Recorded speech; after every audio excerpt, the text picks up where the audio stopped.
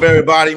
Welcome into A Bettor Morning presented by Rival Fantasy. Rival Fantasy, your all-in-one fantasy sports platform. A little bit later on in the program, we'll do a little Rivals Fantasy Challenge, start to get ready and turn the page to week 2 of the NFL season. Obviously, a lot to get to unpack in a short amount of time here today on the Bettor Morning. We truly had one of the most memorable sporting events in recent memory take place last night at MetLife Stadium. And let's go to the videotape. No, but honestly speaking, the pageantry and everything that took place last night, the building was packed. 9/11 in New York City, the stars was out. And by the time we got 10 to 15 minutes into the game, I got a chance to settle in and get ready to get the game started. I'm ready to root on Garrett Wilson and Breece Hall and my New York Jets cheers for my fantasy team.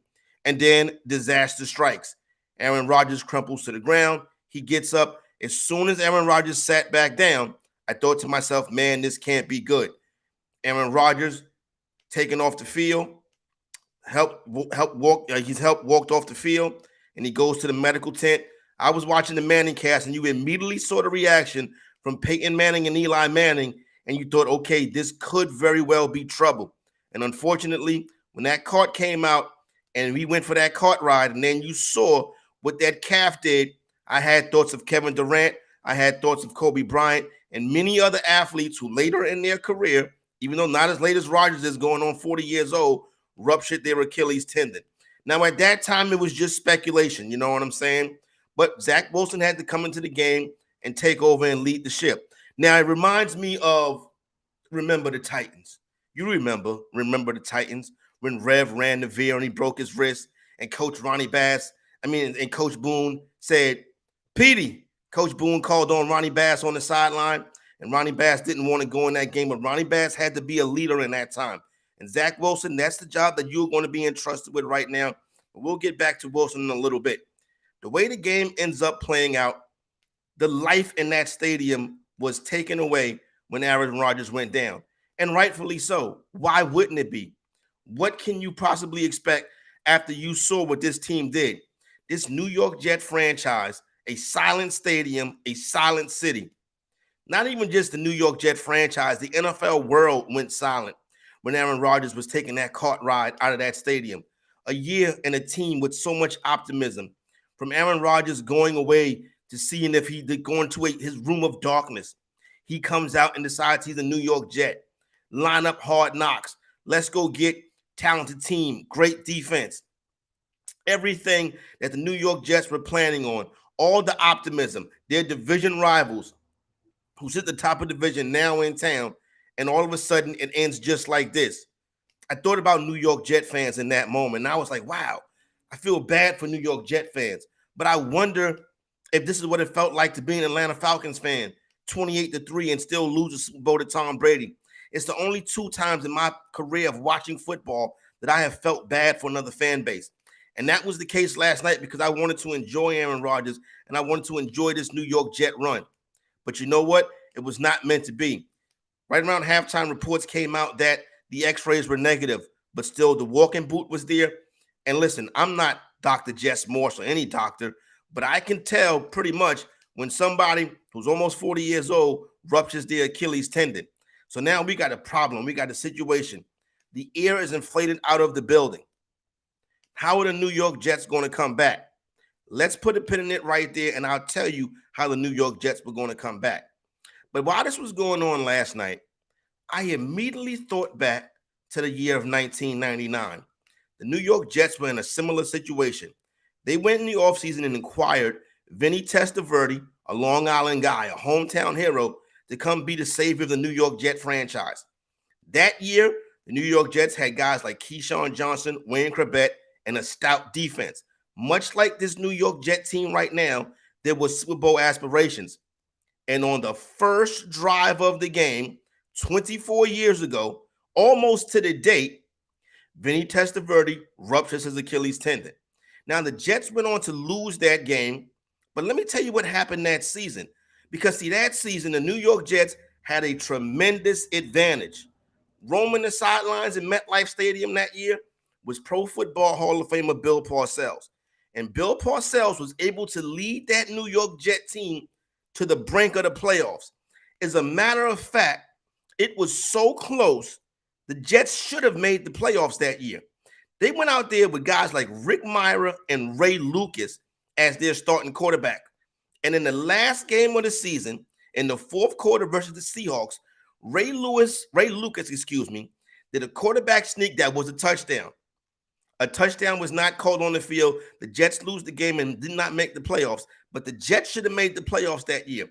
Bill Parcells, as a leader, stepped in that moment. He rallied the troops. That team went 7-2 down the stretch and should have been a playoff team. I could possibly be mistaken on this, but that could have been the game that led to the NFL instituting the replay booth. Now, Robert Saleh, you're going to have to do a Bill Parcells type job because you're the leader. It is your job to rally the troops, to get this team to play around whoever the quarterback is going to be and try to get this team to where they think they could be. This is still an elite defense. You still got Aaron Rodgers in the room. Now you got to coach up the quarterback and get him ready or whatever y'all going to do. Woody Johnson, love to see you sitting up there in the booth with your bling on, but now it's time to get to work. And then the second half starts. And when the second half starts, there did seem to be a different feeling in that building. It seemed like the New York Jets came out with a little bit of energy. But you know what? It wasn't really the New York Jets that brought the New York Jets back into this game. It was the quarterback of the Buffalo Bills, Josh Allen. And we need to start having a serious conversation about Josh Allen. Because if I'm McDermott, it might be time to put Josh Allen on the bench. Because much like his NFC counterpart in Dak Prescott, I know I shouldn't have brought Dak up in this situation, but this is a guy that loses the football game for his team. He has a talented team full of stars, and he turns the ball over at will all the time. 4 turnovers last night for Josh Allen. That is unacceptable. I would put his ass on the bench. It doesn't make any sense that the whole team goes out there and works that hard, and one player continues to lose the football game. Josh Allen, you are the weakest link.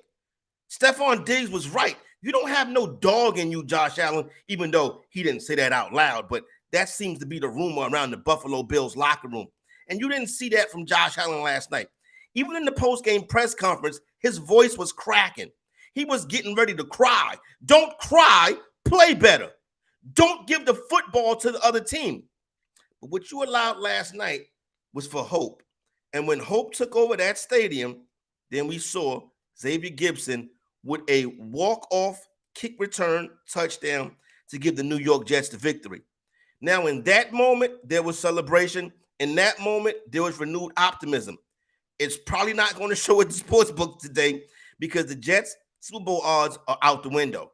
Nobody thinks this team can go that far now. So now the question is, well, what do the New York Jets do at quarterback? You know, in moments like this, social media is a fantastic place to be because everybody wants to get out there and clout chase and give their opinions and whatever have you in the case may be. The first name that popped up was Tom Brady. 45-year-old Tom Brady is not going to come play behind the New York Jet weak offensive line. Number one, it's the New York Jets. Number two, he's 45 years old. Number three, you think he wants to play behind that line? You can see that the Jets line was going to be problematic from the jump last night.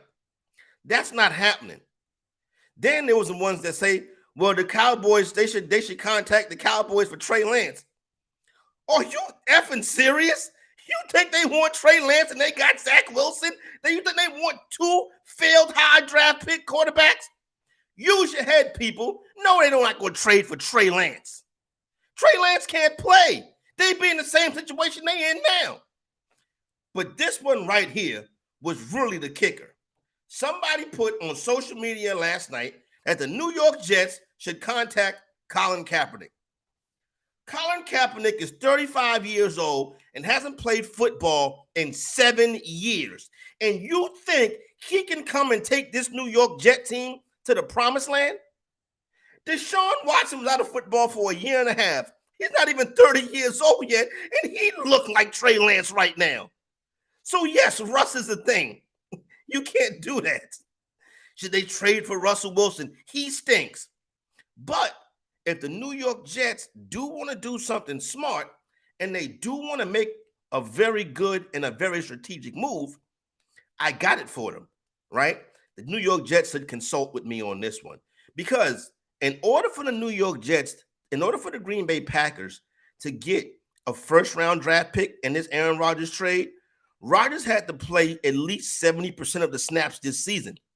Later on today, Aaron Rodgers' season will likely come to an end. So he's not going to play 70% of the snaps. So that becomes a second-round draft pick, meaning the New York Jets get their first-round draft pick back. Interesting. Now, if the Jets get that draft pick back, who's a team that has an aging, overpaid quarterback that would love to use a first-round draft pick? The Detroit Lions? No, that's Jared Goff. But what about the guy that played for the Detroit Lions, Matthew Stafford? I am certain that the Los Angeles Rams wanted to trade Matthew Stafford this offseason. But Matthew Stafford has that big contract, and nobody wanted to take that contract on. Well, guess who can take that contract on now? The New York Jets. And they also have a first-round draft pick that they can use in exchange to give the Rams, who need draft picks, to bring Stafford to New York and maybe try to fix this thing. But I'm going to go with my man Ronnie Bass. I'm going to go with Coach Boone. I understand that Rev went down. You know what I'm saying? I understand that Ronnie Bass can't throw that veer, but you're going to have to learn. Now, do I think that Zach Wilson can lead the New York Jets to the Virginia State Championship? I'm not so sure about that one, but you know what I'm trying to say. Listen, you got Rodgers in that quarterback room. It's going to be an inspiration. The team is going to be from behind him. Salah has came out and already said that Wilson is going to be the starting quarterback this season, and he needs the opportunity to show and prove. If you want to make that move, Matt Stafford is the guy, nobody else. Now, New York Jet fans, I know you feel bad today. You do kind of feel like this franchise, this organization is cursed, right? I was sitting over here. I'm down here in the woods in the country. One of my cousins came over and was like, I'm like, man, we both look at it like, man, the Jets is cursed. And he goes, they need to cut the neck off a goat, cut a goat neck and sprinkle the blood in the stadium. And I'm like, let's not go that far. You know what I'm saying? Maybe Kyrie Irving can walk around the facility burning some sage.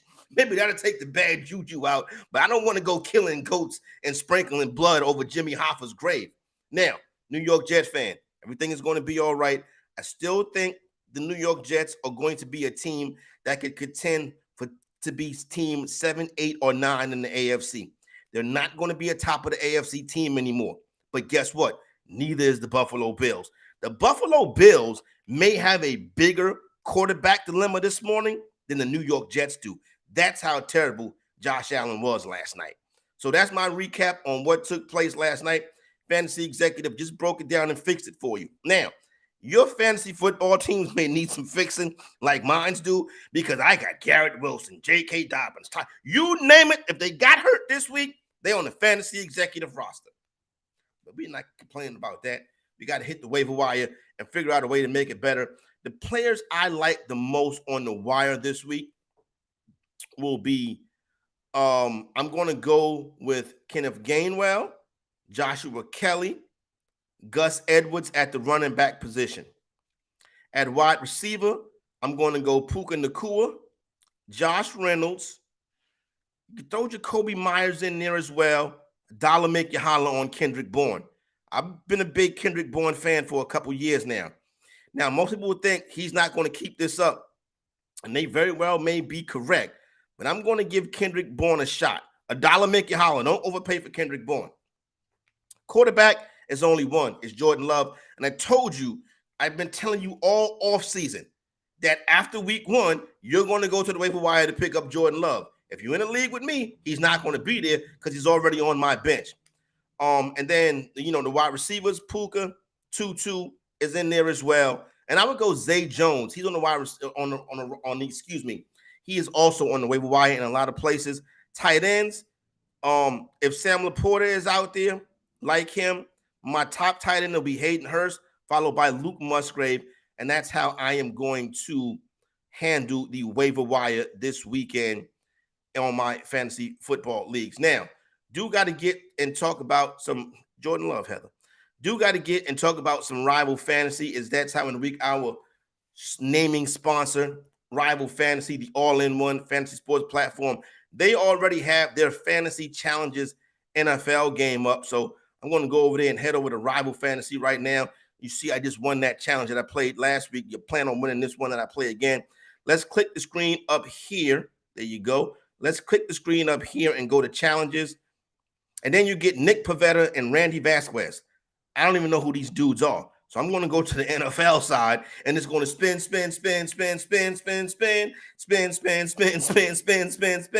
Christian McCaffrey versus Kirk Cousins. There's no chance in hell I'm going for Kirk Cousins up against that Philadelphia Eagles defense.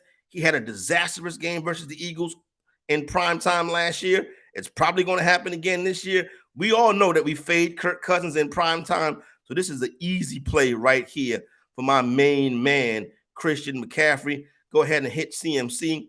You know what I'm saying? We could do, look at that. Let's be big spenders. $10 on that one. Set your pick, and then you go right there. Rival Fantasy. Get involved for yourself. Check it out. Rival Fantasy, the all-in-one fantasy sports platform. Heather, you want me to do another one? All right, cool. Mike Williams and TJ Hawkinson. Hawkinson in that same game. Mike Williams is hurt. You know what I'm saying? Again, flag football, Mike. Let's go ahead and skip that challenge. You know what I'm saying? Let's see who we got next. Devontae Smith versus Joe Mixon.